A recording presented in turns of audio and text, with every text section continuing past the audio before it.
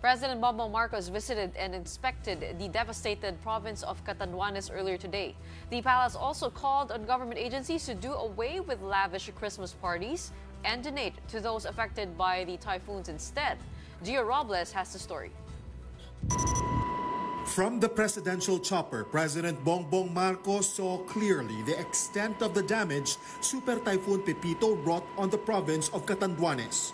Everywhere there were fallen trees and houses, offices and other structures destroyed by floods and strong winds.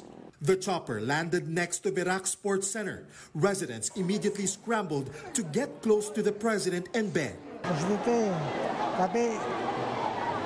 Matulungan niyo kami sa sira namin bahay.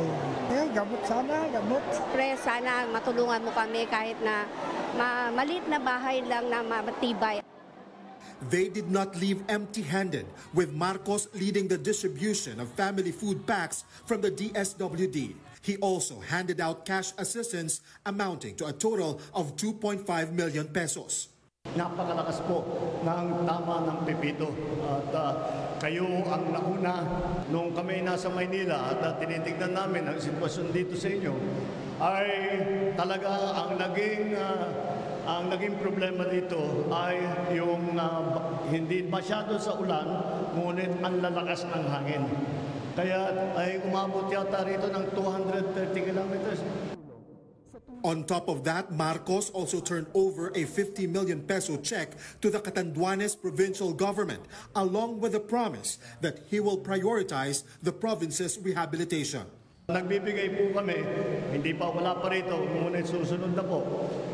Nagbibigay po kami ng mga mga building materials po, mga yero, mga 2x2, pati martilyo, pati pako. Magdadala po kami para kahit paano masimulan ninyo ang pagpaayos ng mga inyong mga bahay.